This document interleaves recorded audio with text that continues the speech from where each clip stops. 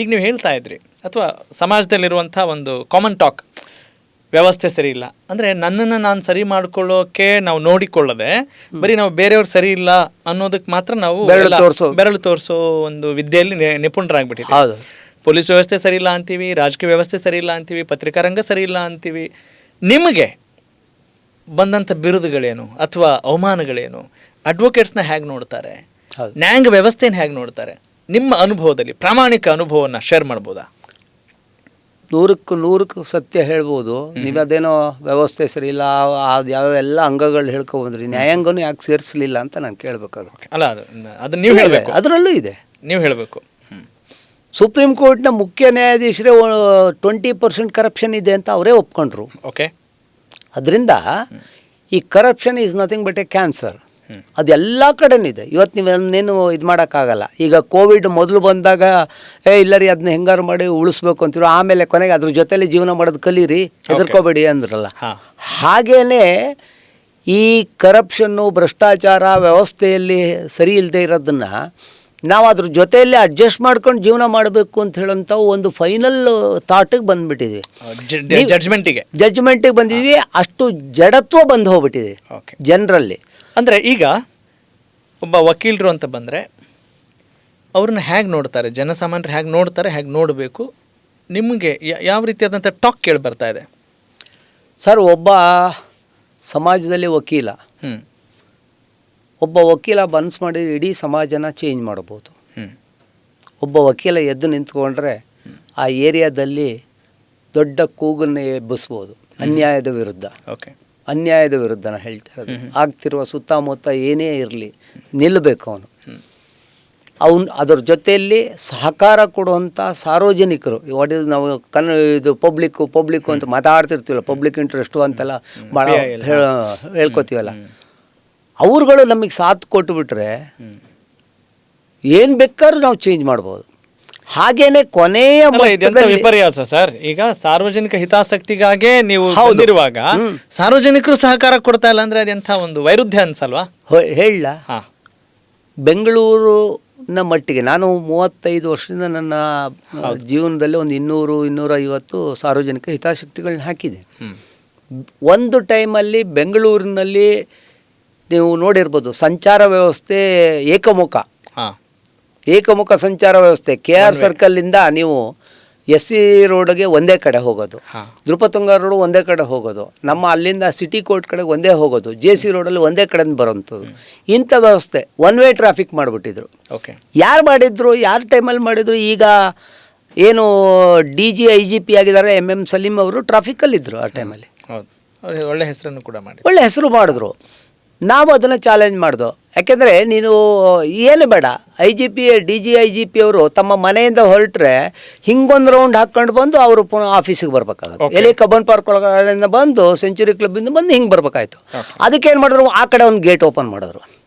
Governor ಮನೆಯಲ್ಲಿ ಸಹ ಹಿಂಗೆ ಒನ್ ವೇ ಇತ್ತು, ಅವ್ರು ಹಿಂದ್ಗಡೆ LH ಕಡೆಯಿಂದ ಓಪನ್ ಮಾಡೋದು. ಅಂದರೆ ಅವೈಜ್ಞಾನಿಕವಾಗಿ ಒನ್ ವೇ ಟ್ರಾಫಿಕ್ ಸ್ಟಾರ್ಟ್ ಆಯಿತು. ನಾನು ಅದನ್ನು ಚಾಲೆಂಜ್ ಮಾಡಿದೆ.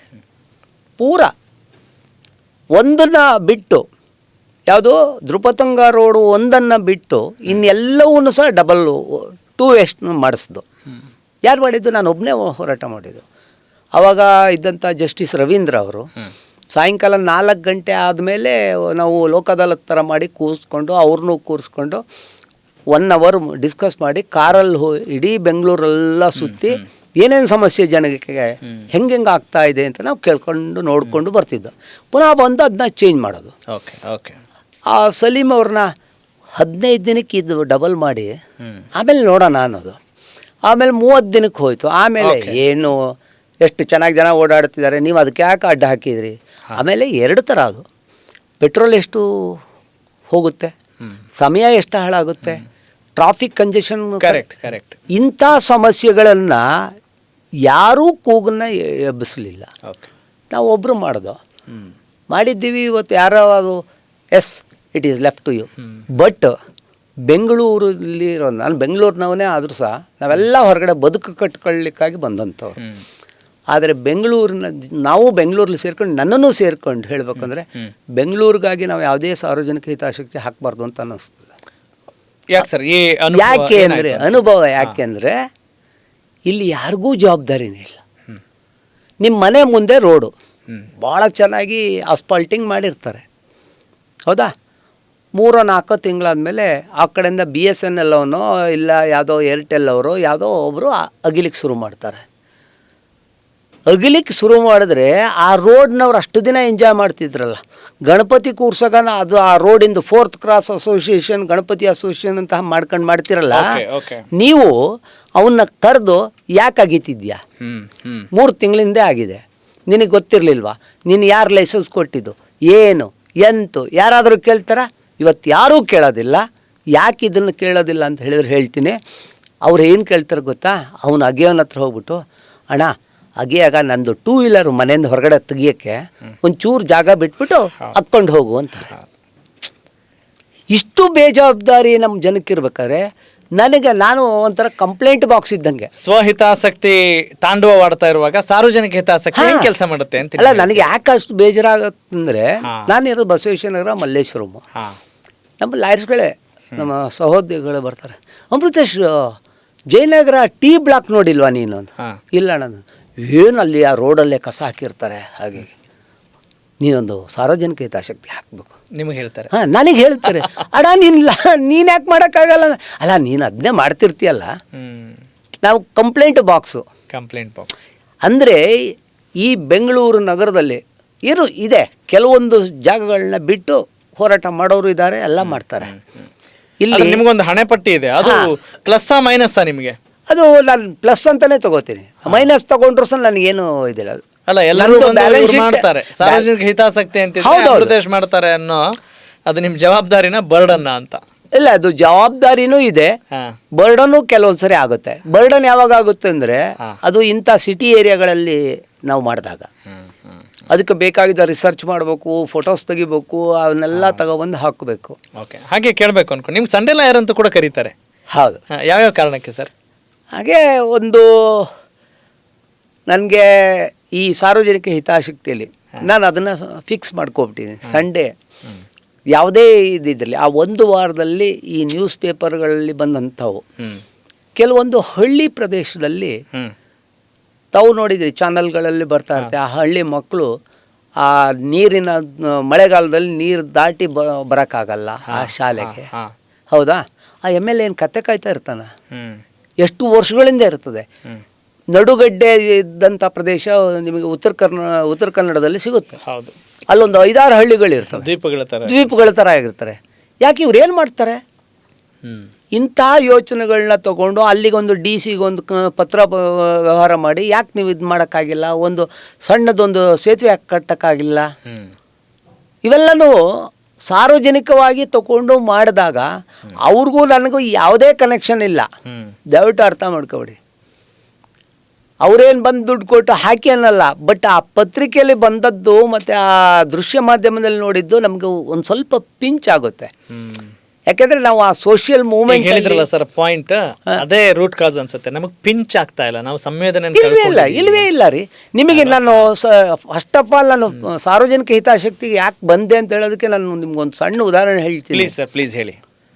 ನಾವು ಇದು MG ರೋಡ್ ಹಿಂದ್ಗಡೆ ಒಂದು ರೆಕ್ಸ್ ಥಿಯೇಟರ್ ಇದೆ ನೋಡಿ. ಹೌದು. ರೆಕ್ಸ್ ಥಿಯೇಟ್ರಲ್ಲಿ ಬ್ಯಾಂಡಿತ್ ಕ್ವೀನ್ ನೋಡ್ಲಿಕ್ಕೆ ಹೋದು. ನಾನು, ನನ್ನ ಮಿಸ್ಸಸ್ಸು, ನಮ್ಮ ಮಿಸ್ಸಸ್ ಬ್ರದರ್. ತುಂಬ ಹಳೆ ಲೆಕ್ಕ ಹಾಕೊಳ್ಳಿ ಯಾವಾಗ ಬಂದಿದೆ ಅಂತ, 88 or 89 ಬಂದಿರಬಹುದು. ಬ್ಯಾಂಡಿತ್ ಕ್ವೀನ್ ಪೂಲನ್ ದೇವಿಯ ನಿಜ ಜೀವನ ಚರಿತ್ರೆ. ಲೆಫ್ಟಲ್ಲಿ ನನ್ನ ಹೆಂಡತಿ ಕೂತಿದ್ದಾಳೆ, ನಾನು ನನ್ನ ಪಕ್ಕದಲ್ಲಿ ಅವರ ಬ್ರದರ್ ಕೂತಿದ್ದಾರೆ. ಅಲ್ಲಿ ಒಂದು 2 ಸೀನ್ ಬರ್ತದೆ. ಓಕೆ. ಬ್ಯಾಂಡಿತ್ ಕ್ವೀನ್ನ ಅವರು ಗುಜ್ಜಾರ್ ಫ್ಯಾಮಿಲಿಯವರು ಪೂರಾ ನೇಕೆಡ್ ಮಾಡಿ ಆ ಒಂದು ಬಾವಿಯಿಂದ ನೀರು ತಗೋಬಾ ಅಂತಾರೆ. ಫುಲ್ ನೇಕೆಡಲ್ಲಿ ಬರಬೇಕು. ಅದು ಒಬ್ಬರು ND ನಿಮ್ಮ ನ್ಯಾಷನಲ್ ಡ್ರಾಮಾ ಇದರಿಂದ ಬಂದಂಥವಳು ಮಾಡಿದ್ರು. ಭಾಳ ಬ್ಯೂಟಿಫುಲ್ ಆ್ಯಕ್ಟಿಂಗ್ ಎಲ್ಲ. ಅದನ್ನು ಹಾಗೆ ತೋರಿಸ್ತಾನೆ. ಇಟ್ ಈಸು 3 to 5 minutes ಇರ್ತದೆ. ನನ್ನ ಪಕ್ಕದಲ್ಲಿದ್ದಕ್ಕೂ ಮಿಸ್ಸಸ್ಸು, ಅವಾಗ ನಾನಿನ್ನೂ ಪ್ರಾಕ್ಟೀಸ್ ಸ್ಟಾರ್ಟ್ ಮಾಡಿದವನು. ನಿಮಗೆ ನಾಚಿಕೆ ಆಗಲ್ವಾ? ಭಾರತ ದೇಶದಲ್ಲಿದ್ದು ಹೆಣ್ಣು ಮಕ್ಕಳನ್ನ ಹಿಂಗೆ ಬೆತ್ತಲಾಗಿ ತೋರಿಸ್ತಿದ್ದಾರೆ, ನೀವೆಲ್ಲ ಲಾಯರಾಗಿ ಏನು ಮಾಡ್ತಿದ್ರಿ ಅಂದು. ಅಲ್ಲಿ ನನಗೆ ಸ್ಟಾರ್ಟ್ ಆಗಿದ್ದು. ಓ ಪಿಂಚ್ ಆಯ್ತು ಪಿಂಚ್ ಆಯಿತು. ಅದಕ್ಕೆ ಹಿಂದೆ ಒಂದು ಹಿನ್ನೆಲೆ ಏನಂದರೆ ಪೂಲನ್ ದೇವಿಗೆ ನಾನೊಂದು ಲೆಟರ್ ಕರೆಸ್ಪಾಂಡೆನ್ಸು ಮಾಡಿದ್ದೆ. ಹೌದು ಸರ್. ಅವರು ಗ್ವಾಲಿಯರ್ ಜೈಲಲ್ಲಿ ಅವ್ರನ್ನ ಹಾಕಿದ್ರು. ಆ ಸಮಯದಲ್ಲಿ ಅಮ್ಮ BSP ಇಂದ ಡೆಲ್ಲಿಲಿ ಎಲೆಕ್ಷನ್ಗೆ ನಿಂತಿದ್ರು. ಆವಾಗ ಅವರು ಆ ಅಮ್ಮ ಹೇಳಿದರು, ನಾನು ಎಜುಕೇಟೆಡ್ ಆಗಿದ್ದಿದ್ರೆ ನಾನು ಶರಣಾಗತಿ ಇದಕ್ಕೆ ನಾನು ಸೈನ್ ಹಾಕ್ತಿರ್ಲಿಲ್ಲ, ನಾನು ಶರಣನೂ ಆಗ್ತಿರ್ಲಿಲ್ಲ. ಎಜುಕೇಷನ್ ಇಲ್ಲ. ನನ್ನ ಜೊತೆಲಿ ಶರಣಾದವರೆಲ್ಲ ಹೊರಗಡೆ ಬಂದ್ಬಿಟ್ಟು ಇದ್ದಿದ್ದಾರೆ, ನಾನು ಇನ್ನೂ ಜೈಲೊಳಗೆ ಕೊಳಿತಾ ಇದ್ದೀನಿ, ಏನೇನು ನಿಬಂಧನೆಗಳು ಹಾಕಿದ್ರು ನಾನು ಓದೋಕ್ಕೆ ಬರಲಿಲ್ಲ. ಆವಾಗ ನಾನು ಲೆಟ್ರ್ ಬರೆದು ನಿನಗೇನೋ ಸಹಾಯ ಬೇಕಾ ಅಂತ ಕೇಳಿದೆ. ಗ್ವಾಲಿಯರು ಬನ್ನಿ, ಅಲ್ಲಿ ಕಲೆಕ್ಟರ್ನ ಭೇಟಿ ಮಾಡಿ ನನ್ನ ಇಂಟ್ರ್ಯೂ ಮಾಡಿ ಅಂದರು. ಅವ್ರಿಗೆ ಯಾರೋ ಒಬ್ಬರು ಫಾರ್ ರಿಲೇಟಿವ್ ಒಬ್ಬರು ಡಾಕ್ಟ್ರು ಡೆಲ್ಲಿಲಿದ್ದಾರೆ ಅಂತೇಳಿ ಆ ಕರೆಸ್ಪಾಂಡೆನ್ಸ್ ಲೆಟ್ರು ನಾನು ಬರೆದ ಮೇಲೆ ಆ ಕಡೆದ ಒಂದು ಲೆಟ್ರ್ ಬಂದಿತ್ತು. ರೆಸ್ಪಾನ್ಸಲ್ಲಿ ಅವರು ಅಮೃತೇಶ್ ಭಯ್ಯ ಅಂತೇಳಿ ಹಿಂದಿಲಿ ಬರೆದಿದ್ರು. ನಾನು ಅದೆಲ್ಲ ಟ್ರಾನ್ಸ್ಲೇಟ್ ಮಾಡಿ ನಮ್ಮ ಫ್ರೆಂಡ್ ಹತ್ರ ಓದ್ಕೊಂಡು ನೋಡೋ ಪೂಲನ್ ದೇವಿ ಲೆಟ್ರು ಅಂತ ಸುಮ್ಮನೆ ಇಟ್ಕೊಂಡಿದ್ದೆ. ಯಾವಾಗ ಈ ಫಿಲಮ್ ಬಂತು ಅದು ಅಲ್ಲಿಗೆ ಕನೆಕ್ಟ್ ಆಯಿತು. ಈ ನನ್ನ ಮಿಸ್ಸಸ್ಸು ಬೈದಿದ್ದಕ್ಕೂ ತಲೆಯಲ್ಲಿ ಗೆಮ್ಮಂದ್ಬಿಡ್ತು. ಏನಪ್ಪ, ಹೌದು ಅಲ್ಲ, ನಾವು ಭಾರತೀಯರು ಸ್ತ್ರೀಯರಿಗೆ ಯಾವ ರೀತಿಯ ಒಂದು ಇದು ಕೊಡ್ತೀವಿ. ಹಾಂ, ಆಮೇಲೆ ಭಾರತೀಯ ಸ್ತ್ರೀ ಅಂದರೆ ಅದು ಒಂದು ಉನ್ನತ ಮಟ್ಟದಲ್ಲಿ ನೋಡೋಂಥದ್ದು.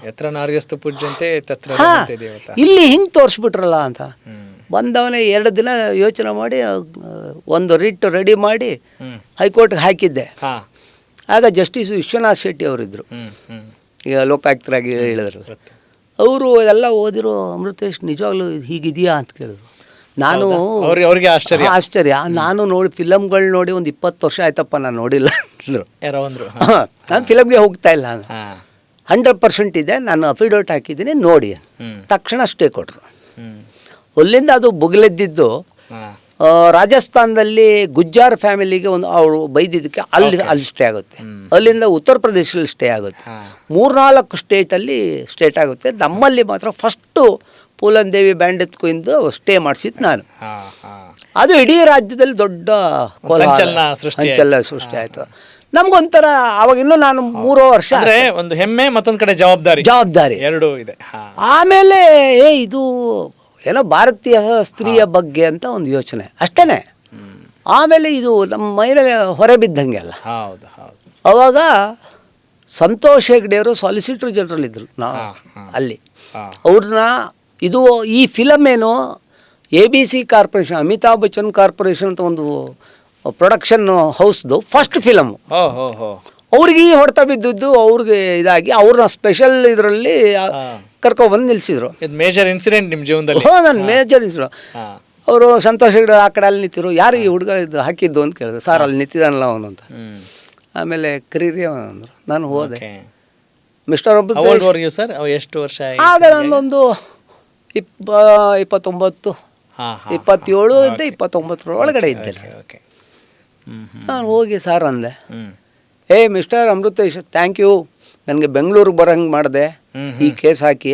ಆಮೇಲೆ ಹಾಕಿರೋ ಕೇಸ್ ಏನು ಕಡಿಮೆ ಏನಿಲ್ಲ, ನೀನು ನಾನೆಲ್ಲ ಪಿಟಿಷನ್ ಎಲ್ಲ ಓದ್ದೆ ಅಂತಂದರು. ಅಮಿತಾಬ್ ಬಚ್ಚನ್ ಅಲ್ಲ, ಇವರು ಸಂತೋಷ್ ಹೆಗ್ಡೆ ಸರ್. ಯಾಕಂದ್ರೆ ಅವ್ರನ್ನ ABC ಕಾರ್ಪೊರೇಷನ್ಗೆ ಅವರು ಎಂಗೇಜ್ ಆಗಿದ್ರು, ಸ್ಪೆಷಲ್ ಅಡ್ವೊಕೇಟ್. ಏನೋ ನಿಮ್ಮ ಮುಂದೆ ನಾನು ಏನು ಆರ್ಗ್ಯುಮೆಂಟ್ ಮಾಡ್ಬೋದು ಗೊತ್ತಿಲ್ಲ. ಇಲ್ಲ ಮಾಡು, ಒಳ್ಳೆ ಸಬ್ಜೆಕ್ಟ್ ಭಾರಿ ಒಳ್ಳೆಯದು, ಭಾರತೀಯರಿಗೆ ಇದು ಬೇಕಾಗಿದ್ದು. ಆಮೇಲೆ ಫಿಲಮ್ ಅವರು ಸಹ ಸ್ವಲ್ಪ ಯೋಚನೆ ಮಾಡಿ ಫಿಲಮ್ ತೆಗಿಬೇಕಾಗಿತ್ತು ಅಂತ ಜವಾಬ್ದಾರಿ ಇದೆ ಅಂದರು. ದೆನ್ ಆ ಫಿಲಮ್ನ ಒಂದು 50 ಲಾಯರ್ಗಳು ನನ್ನ ಹೆಲ್ಪಿಗೆ ಪ್ರೊಫೆಸರ್ ರವಿವರ್ಮ ಕುಮಾರ್ ಬಂದರು. ಮತ್ತು ಇನ್ನೊಂದು 3-4 ಜನ ಸೀನಿಯರ್ಸ್ಗಳು ಬಂದು ನಂದು ಹೇಗಿದ್ರು ಅದೇನೋ ಹೇಳ್ತಾರಲ್ಲ, ಯಾವುದು ಕುದುರೆನ ಕಟ್ಟಾಕ್ಬಿಡೋದು. ಆಮೇಲೆ ಯಾರಾದ್ರೂ ದಾಳಿಗೆ ಬಂದಾಗ ಬರ್ರಪ್ಪ ಎಲ್ಲರೂ ಸೇರ್ಕೊಂಡು ಫೈಟ್ ಮಾಡೋಣ ನಂಗೆ. ಈ ಥರದ್ದು 6 ಫಿಲಮ್ಗಳನ್ನ. ಹೌದು ಸರ್, 6 ಫಿಲಮ್.